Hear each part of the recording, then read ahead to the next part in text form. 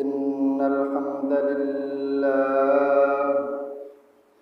إن الحمد لله نحمده ونستعينه ونستغفره ونؤمن به ونتوكل عليه ونعوذ بالله من شرور أنفسنا ومن سيئات أعمالنا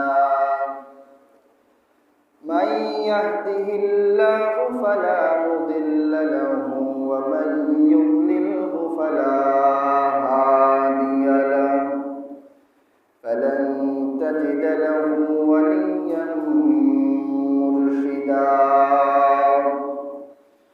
ونشهد أن لا إله إلا الله وحده لا شريك له الذي لا ضد له ولا ند له ولا مثل له ولا مثيل له لا ولد له ولا والد له وهو الفرد الواحد الصمد لم يلد ولم يولد ولم يكن له كفوا أحد ونشهد أن سيدنا وسندنا وحبيبنا وحبيب ربنا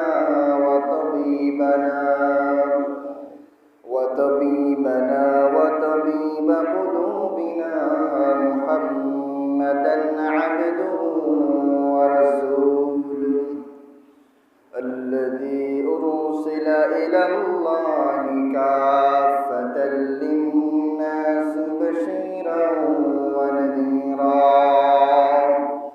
وداعيا إلى الله بإذنه وسراجا وقمرا منيرا أما بعد فقد قال الله تبارك وتعالى في كلامه المجيد والفرقان الحميد أعوذ بالله من الشيطان الرجيم بسم الله الرحمن الرحيم شهر رمضان الذي أنزل فيه القرآن هدى للناس وبينات من الهدى والفرقان وقال تعالى إن الله وملائكته يصلون على النبي يا أيها الذين آمنوا صلوا عليه وسلموا تسليما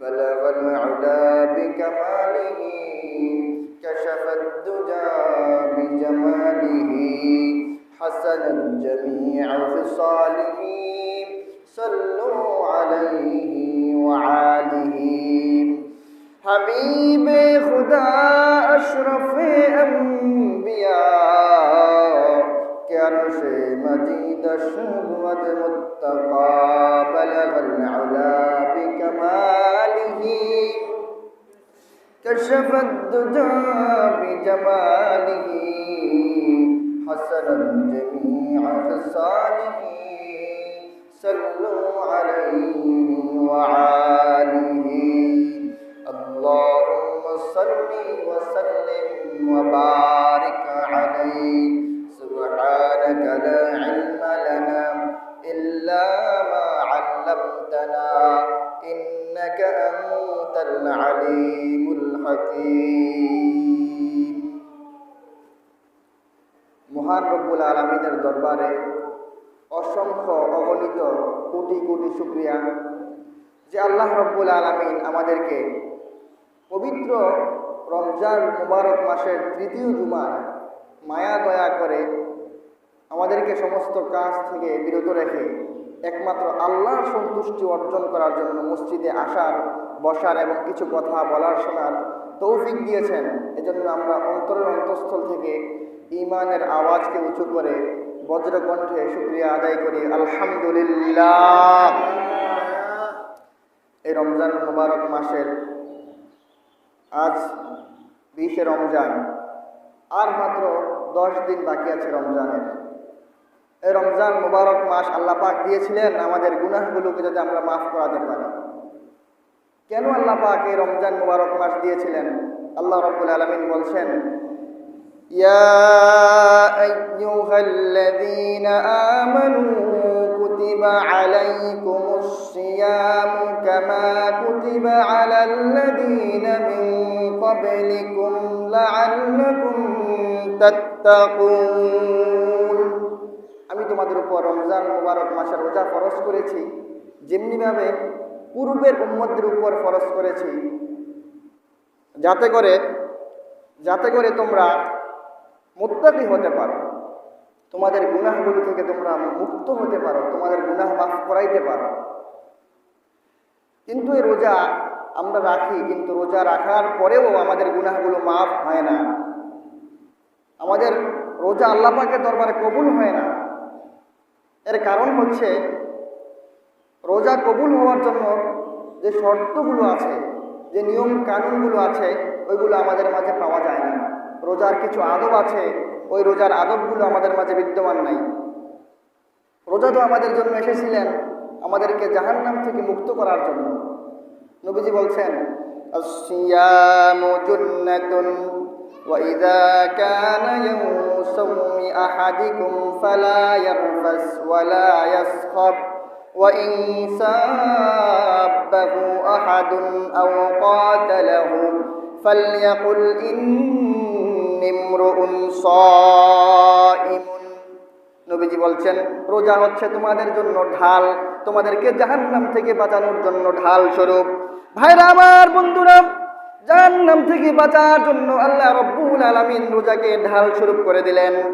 যেমনি ভাবে যুদ্ধের ময়দানে সৈনিক নিজেকে আত্মরক্ষা করে ঢালের মাধ্যমে, ঢাল যতক্ষণ পর্যন্ত সংরক্ষিত থাকে, একজন যোদ্ধা তাকে নিজেকে সংরক্ষণ করতে পারে, ঢালের মাধ্যমে শত্রুর আঘাত থেকে নিজেকে প্রতিহত করতে পারে।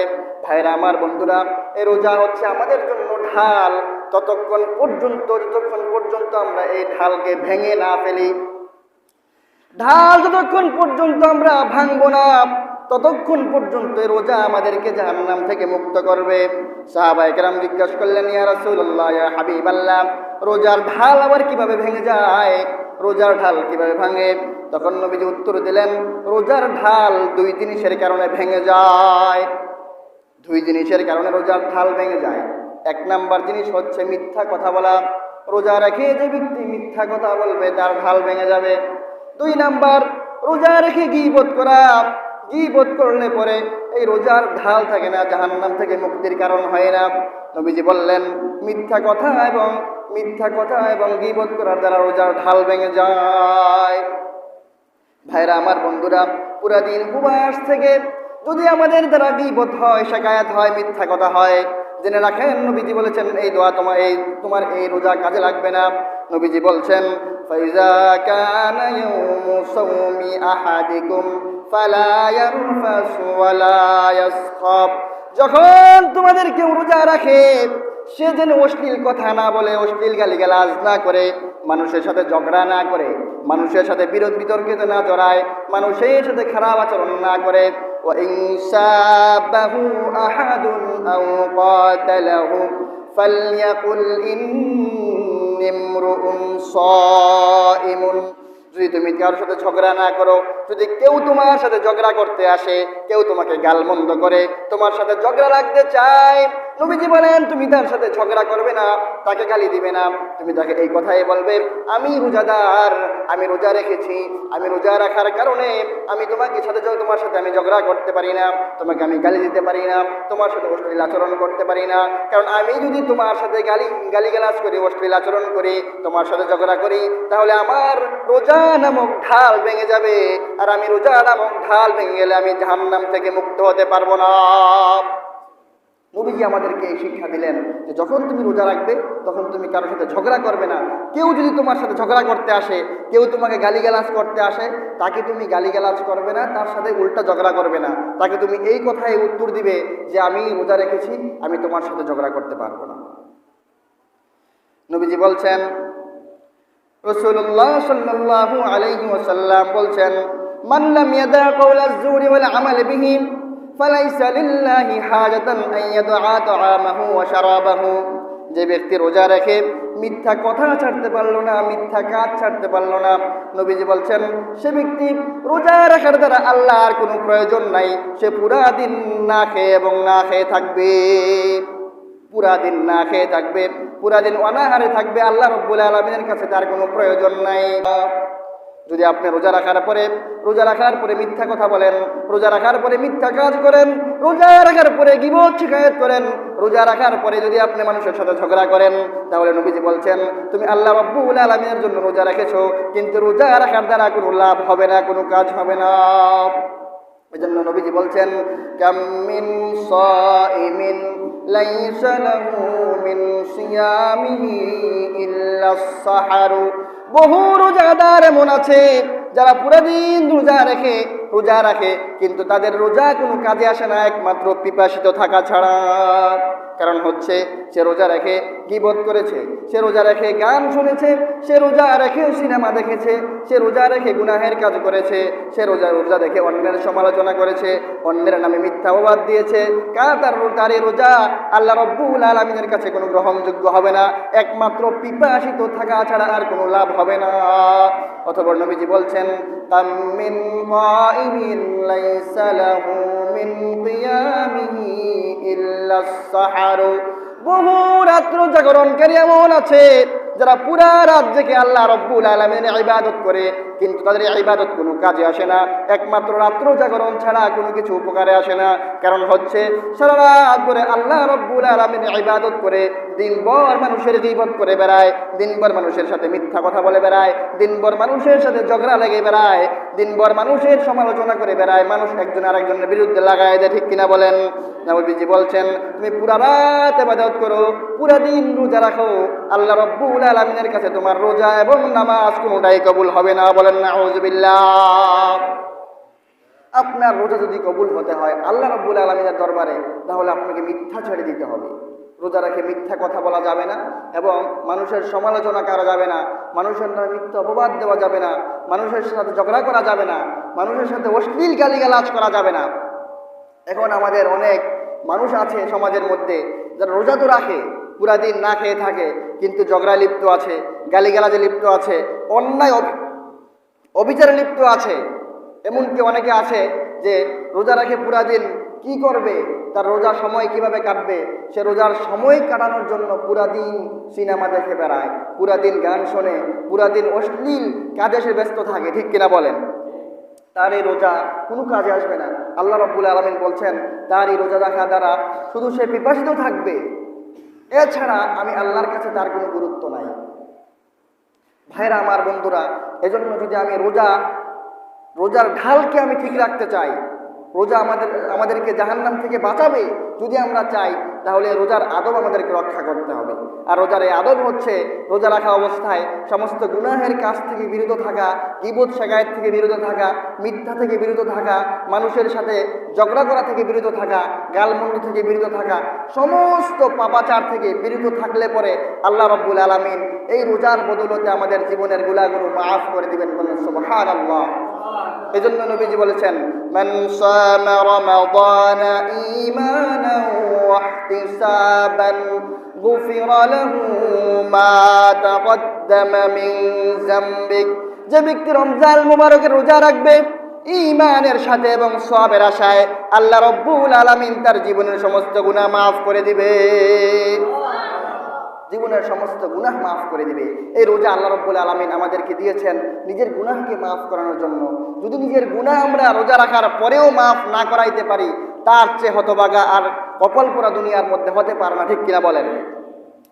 ভাইরা আমার, বন্ধুরা, নবীজির সাহাবী কাব ইবনে উজরা রাদিয়াল্লাহু তাআলা আনহু বলেন, একবার নবীজি সাহাবায়ে কেরামকে বললেন তোমরা সবাই মিম্বরের কাছাকাছি এসে বসো। তখন সাহাবায়ে কেরাম মিম্বরের কাছাকাছি এসে বসলেন। নবীজি মিম্বরের কাছাকাছি আসার পরে নবীজি মিম্বরের প্রথম সিঁড়িতে পা রাখলেন, বললেন আমিন। দ্বিতীয় সিঁড়িতে পা রাখলেন, তখনও বললেন আমিন। তৃতীয় সিঁড়িতে পা রাখলেন, তখনও বললেন আমিন। নবীজি যখন খুতবা এবং বয়ান শেষ করলেন, তখন সাহাবায়ে কেরাম আরজ করলেন, ইয়া রাসূলুল্লাহ, ইয়া হাবিবাল্লাহ, আজকে মিম্বরে ওঠার সময় আপনি এমন কিছু কথা বলেছেন যে কথাগুলো আগে পূর্বে কখনো বলতে আপনাকে শুনি নাই। তখন নবীজি বললেন, হে আমার সাহাবারা, এইমাত্র জিবরাইল আমার কাছে আগমন করেছে। জিবরাইল আগমন করে আমাকে বলেছে, আমি যখন প্রথম সিঁড়িতে পা রাখি, জিবরাইল বলল, ধ্বংস হোক ওই সমস্ত ব্যক্তিরা যারা রমজানুল মুবারক মাস পাইনি, তারা নিজের গুনাহগুলো মাফ করাইতে পারলো না। আমি বললাম আমিন। যখন আমি দ্বিতীয় সিঁড়িতে পা রাখলাম, তখন জিবরাইল আমিন বললেন, ধ্বংস হোক ওই সমস্ত ব্যক্তিরা যারা মা বাবা পাইল, বৃদ্ধ মা বাবা পাইয়া মা বাবার খেদমত করে জান্নাত অর্জন করতে পারলো না, তারা ধ্বংস হোক। তখন আমি বললাম আমিন। জিবরাইল আমিন। যখন আমি তৃতীয়বার সিঁড়ির মধ্যে পা রাখলাম, জিবরাইল আমিন বললেন, ধ্বংস হোক ওই সমস্ত ব্যক্তিরা যারা নবী আপনার নাম শোনার পরেও আপনার উপর দুরূদ শরীফ পড়ে না। তখন নবীজি বললেন আমিন। ভাইরা আমার, বন্ধুরা, জিবরাইল আমিন 3 ব্যক্তির জন্য বদদোয়া করলেন। 3 ব্যক্তির বদদোয়ার পরে নবীজি আমিন বললেন। জিবরাইল আমিন আল্লাহ রাব্বুল আলামিনের কাছে সবচেয়ে শ্রেষ্ঠ একজন ফেরেশতা, সবচেয়ে উত্তম একজন ফেরেশতা, সর্ববৃহৎ ফেরেশতা। ভাইরা আমার, বন্ধুরা, জিবরাইল আমিন যদি বদদোয়া করে, এই বদদোয়াই আল্লাহ রাব্বুল আলামিনের দরবারে কবুল হয়ে যায়। তারপরেও নবীজি এই বদদোয়ার সাথে নিজের আমিনকে যুক্ত করলেন। এর দ্বারা বোঝা যায় এটা বড় অভিশাপ, এটা বড় অভিশাপের চেয়ে বড় কোনো অভিশাপ নাই। অন্য এক বর্ণনায় আছে, জিবরাইল আমিন নবীজিকে বললেন, ইয়া রাসূলুল্লাহ, ইয়া হাবিবাল্লাহ, যখন আমি মানুষের এই 3 জনের জন্য বদদোয়া করব, আমি বদদোয়া করার সময় আপনি আমিন বলবেন। জিবরাইল আলাইহিস সালাম আমিন বলার জন্য নবীজিকে নির্দেশ দিয়েছিলেন। ভাইরা আমার, বন্ধুরা, সর্বপ্রথম ব্যক্তি যার জন্য জিবরাইল আমিন বদদোয়া করলেন, 1 নাম্বার ব্যক্তি, যে ব্যক্তি রমজানুল মুবারক মাসের রোজাগুলো পাইল, কিন্তু তার কৃতকর্মের গুনাহগুলো সে মাফ করাইতে পারলো না। কারণ হচ্ছে রমজানুল মুবারক মাস পেয়ে তার গুনাহগুলো মাফ কেমনে করাবে? সে রমজান রোজাগুলো রেখে সে গুনাহের কাজ করেছে, সে গীবত করেছে, সে শিকায়াত করেছে, সে অন্যের সমালোচনা করেছে, একজনের সাথে আরেকজনের ঝগড়া লাগাইছে, একজনের সাথে আরেকজনের বন্ধুত্ব নষ্ট করেছে, সম্পর্ক ছিন্ন করেছে, সে একজনের সাথে আরেকজনের ঝগড়া লাগিয়েছে, সে মানুষের বাড়িতে ঘুরে ঘুরে আরেকজনের সমালোচনা করেছে, মানুষের সাথে অশ্লীল গালাগালাজ করেছে। এই জন্য আল্লাহ রাব্বুল আলামিন তার গুনাহগুলো মাফ করেন নাই। আর যদি গুনাহ মাফ না করাইতে পারে, তার চেয়ে বড় হতভাগার কপাল পরা নাই। জিবরাইল আমিন তার জন্য বদদোয়া করেছেন, সে ধ্বংস হয়ে যাক। নবীজিও তার সাথে বলেছেন আমিন। এই জন্য ভাইরা আমার, বন্ধুরা, রমজান মুবারক মাস শেষ হওয়ার পথে 10 দিন মাত্র বাকি আছে। এমনভাবে আল্লাহ রাব্বুল আলামিনের দরবারে কান্নাকাটি করতে হবে যাতে করে নিজের গুনাহগুলো আমরা মাফ করাইতে পারি। যদি আমরা গুনাহগুলো মাফ না করাইতে পারি, তাহলে আমরা জিবরাইল আমিনের বদদোয়ায় পড়ে যাব। ঠিক কিনা বলেন?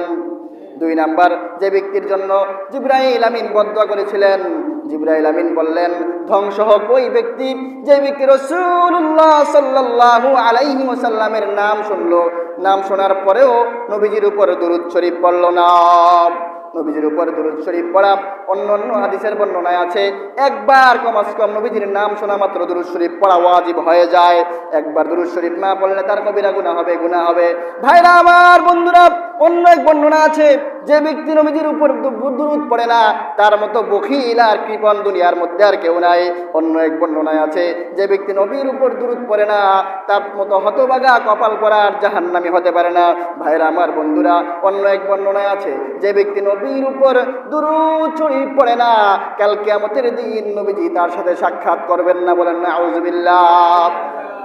এজন্য নবীজির নাম শোনা মাত্রই প্রথমবার নবীজির উপর দুরূদ শরীফ পড়া ওয়াজিব হয়ে যায়। সর্বপ্রথম নবীজির উপর দুরূদ শরীফ পড়তে হবে। নবীজির উপর দুরূদ শরীফ পড়লে কি ফজিলত? নবীজির উপর দুরূদ শরীফ পড়লে, একবার দুরূদ শরীফ পড়লে আল্লাহ রাব্বুল আলামিন তার 10টা গুনাহ মাফ করে দেয় এবং 10টা রহমত নাজিল করে এবং 10টা মর্তবা বুলন্দ করে দেয়। বলেন সুবহানাল্লাহ। শুধু তাই নয়, ফেরেশতারা নিযুক্ত হয়ে যায় তার জন্য দোয়া করে মাগফিরাতের। আল্লাহ রাব্বুল আলামিন তার উপর খুশি হয়ে যায় এবং কাল কিয়ামতের ময়দানে আর নবীজি স্বয়ং তার জন্য সুপারিশ করবেন, বলেন সুবহানাল্লাহ। এই জন্য জিবরাইল আমিন বললেন, ধ্বংস হোক ওই ব্যক্তি যে ব্যক্তি নবীজির নাম শোনার পরেও দুরূদ শরীফ পড়ল না। এজন্য ভাইরা আমার, বন্ধুরা, যেই জায়গার মধ্যে নবীজির নাম শোনা হবে সাথে সাথে প্রথমবার দুরূদ শরীফ পড়া ওয়াজিব হয়ে যায়। বেশি বেশি নবীজির উপর দুরূদ শরীফ পড়া, বেশি বেশি নবীজির উপর দুরূদ শরীফ পড়লেও অনেক ফজিলত আছে, গুরুত্ব আছে। যে যত বেশি নবীজির সাথে নবীজির উপর দুরূদ শরীফ পড়বে, আল্লাহ রাব্বুল আলামিন তার মর্যাদা বৃদ্ধি করে দিবেন এবং নবীজির সাথে সাক্ষাৎ করবেন এবং নবীজির সুপারিশ তার জন্য বেশি গ্রহণযোগ্য, তাড়াতাড়ি হয়ে যাবে। সর্বপ্রথম নবীজি যাদের জন্য সুপারিশ করবেন তারা হচ্ছে যারা বেশি বেশি নবীজির উপরে দুরূদ শরীফ পড়তো। জন্য আল্লাহ রাব্বুল আলামিন বলেন, জুমার দিন একটা আমল আছে, বিশেষ আমল, তোমরা বেশি বেশি করে দুরূদ শরীফ পড়বা। আল্লাহ রাব্বুল আলামিন জুমার দিন একটা স্পেশাল আমল দিলেন। এই আমলটা হচ্ছে জুমার দিন আসরের পরে একটা দুরূদ শরীফ আল্লাহ রাব্বুল আলামিন আমাদেরকে শিখাইলেন। যদি কোনো ব্যক্তি জুমার দিন আসরের পরে 80 বার নিজ জায়গায় বসে একটা দুরূদ শরীফ পড়তে পারে, আল্লাহ রাব্বুল আলামিন তার যে 80 বছরের গুনাহ মাফ করে দিবেন, বলেন সুবহানাল্লাহ। এবং 80 বছরে ইবাদত করলে যেই নেক আমল হয় ওই নেক আমল তার আমল নামার মধ্যে লিপিবদ্ধ করে দিবে, বলেন সুবহানাল্লাহ। ওই দুরূদ শরীফটা হচ্ছে আল্লাহুম্মা সাল্লি আলা মুহাম্মাদিন নাবিয়্যিল উম্মি ওয়া আলা আলিহি ওয়া সাল্লাম তাসলিমা। এই দুরূদ শরীফ যদি কোনো ব্যক্তি আসরের পরে 80 বার পড়তে পারে, আল্লাহ রাব্বুল আলামিন তার 80 বছরের গুনাহ মাফ করে দিবে এবং 80 বছর ইবাদত করলে যে নেক আমল হয় ওই নেক আমল তার আমল নামার মধ্যে লিখে দিবেন। এই দুরূদ শরীফটা আমরা শেখার চেষ্টা করব ইনশাআল্লাহ। আল্লাহ রাব্বুল আলামিন আমাদেরকে প্রত্যেক শুক্রবারে আসরের পরে এই দুরূদ শরীফের আমল করার তৌফিক দান করেন, সবাই বলি আমিন। ভাইরা আমার, বন্ধুরা, জিবরাইল আমিন তৃতীয় ব্যক্তির জন্য বদদোয়া করলেন। তৃতীয় ব্যক্তি হচ্ছে ওই ব্যক্তি, জিবরাইল আমিন বললেন, ধ্বংস হোক ওই ব্যক্তি যে ব্যক্তি বৃদ্ধ মা বাবাকে পেয়েছে, তার মা বাবাকে পেয়েছে এমন অবস্থায় যে অবস্থায় তার মা বাবা বৃদ্ধ হয়েছে, তারপরেও খেদমত করে জান্নাত অর্জন করতে পারল না। তখন নবীজি বললেন আমিন। ধ্বংস হোক ওই ব্যক্তি যে ব্যক্তি মা বাবার খেদমত করে জান্নাত অর্জন করতে পারল না। ভাইরা আমার, বন্ধুরা, মা বাবার খেদমতের মধ্যে রয়েছে জান্নাত, মা বাবার খেদমতের মধ্যে রয়েছে আল্লাহর সন্তুষ্টি। নবীজি বললেন, রিদর রব্বি ফি রিদল ওয়ালিদি ওয়া সাখাতুর রব্বি ফি সাখাতিল ওয়ালিদি। আল্লাহ রাব্বুল আলামিনের সন্তুষ্টি রয়েছে মা বাবার সন্তুষ্টির মধ্যে, আল্লাহ রাব্বুল আলামিনের অসন্তুষ্টি রয়েছে মা বাবার অসন্তুষ্টির মধ্যে। যে ব্যক্তি আল্লাহকে খুশি করতে চায় সেজন্য মা বাবাকে খুশি করে, আর যে ব্যক্তি মা বাবাকে নারাজ করে আল্লাহ রাব্বুল আলামিন তার উপর নারাজ হয়ে যায়।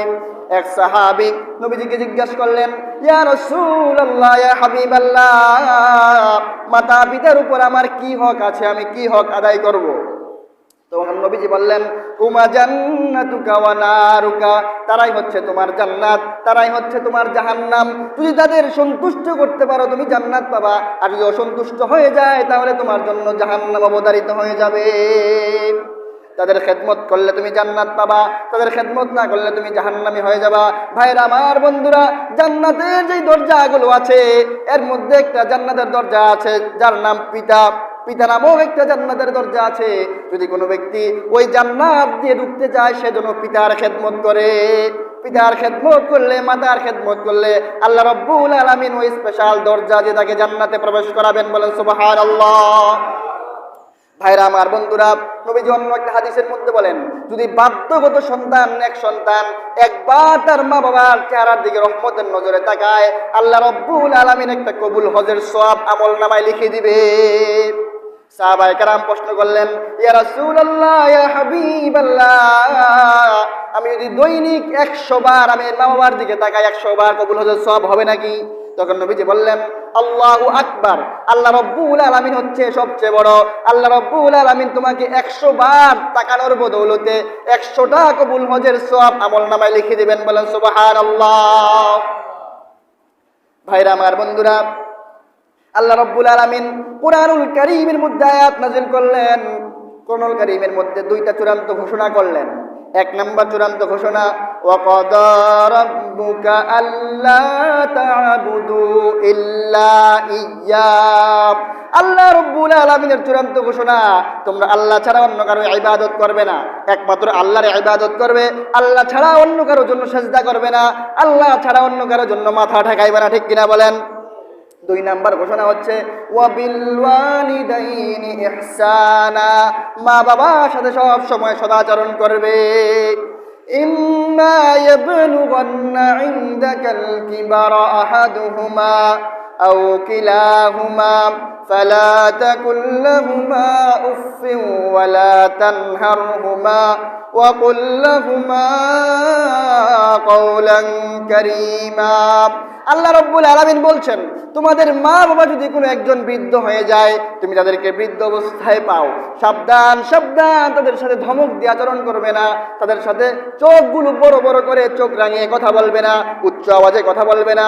ভাইরা আমার, বন্ধুরা, মা বাবাকে যদি কোনো কিছু শিক্ষা দিতে হয় তাহলে সুন্দরভাবে তুমি শিক্ষা দিবা, খারাপ আচরণ করবা না, ভালো আচরণ মাধ্যমে বুঝাবা। যদি না বুঝে তাহলে আল্লাহ রাব্বুল আলামিনের কাছে দোয়া করবা হেদায়েতের জন্য। তারপরেও যদি মা বাবা যদি হিন্দু হয়, খ্রিস্টান হয়, বিধর্মীয় হয়, তারপরেও মা বাবার সাথে খারাপ আচরণ করবে না।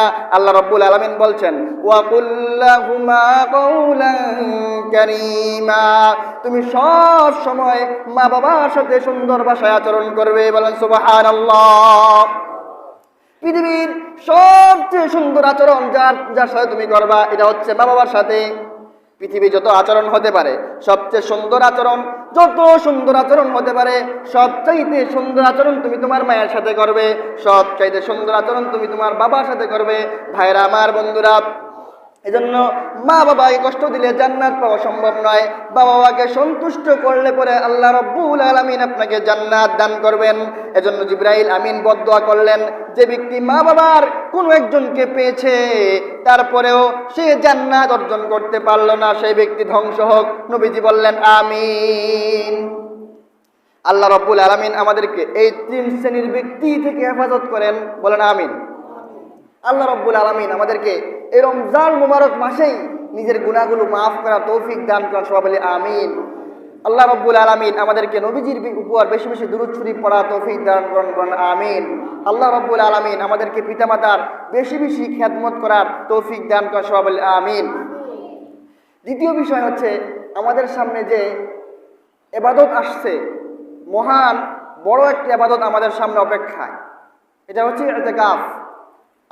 আজ আসরের পর থেকেই আমাদের ইতিকাফের সময় শুরু হয়ে যাবে। ইতিকাফ শব্দের অর্থ হচ্ছে নিজেকে আটকে রাখা, বিরত রাখা। যদি কোনো ব্যক্তি আল্লাহ পাকের সন্তুষ্টির জন্য 10 দিন নিজেকে মসজিদে আটকে রাখে, আল্লাহ রাব্বুল আলামিন তার সমস্ত গুনাহগুলো আটকে ফেলেন। বলেন সুবহানাল্লাহ। নবীজি বলছেন, যে ব্যক্তি ইতিকাফ করবে কানা লাহু মাগফিরাতান লিযুনুবিহি, আল্লাহ রাব্বুল আলামিন তার জীবনের সমস্ত গুনাহগুলো মাফ করে দেয়। নবীজি বলছেন ওয়া মুতাকিফুজ যুনুব, এই ইতিকাফ করলে আল্লাহ রাব্বুল আলামিন মানুষের গুনাহসমূহ সবগুলোকে মিটায় দেয়। ভাইরা আমার, বন্ধুরা, আম্মা জান আয়েশা সিদ্দিকা রাদিয়াল্লাহু তাআলা আনহা বলেন, ইন্নান নাবিয়্য সাল্লাল্লাহু আলাইহি ওয়াসাল্লাম কানা ইয়াতাকিফুল আশরুল আওয়াখির মিন রমাযান হাত্তা তাওয়াফাহুল্লাহ। নবীজি পুরা জীবন রমজানের শেষ দিন ইতিকাফ করেছেন, এমনকি ইন্তেকাল পর্যন্ত তিনি শেষ 10 দিন ইতিকাফ করেছেন। নবীজির ইন্তেকালের পরে আম্মা জানরা ইতিকাফ করছেন, আম্মা জান ইতিকাফ করেছেন। ভাইরা আমার, বন্ধুরা, নবীজির সাহাবী হযরত আবু হুরায়রা রাদিয়াল্লাহু তাআলা আনহু বলেন, নবীজি যখন রমজান মুবারক মাস আসতো, প্রত্যেক রমজানের মুবারক মাসে তিনি 10 দিন ইতিকাফ করতেন।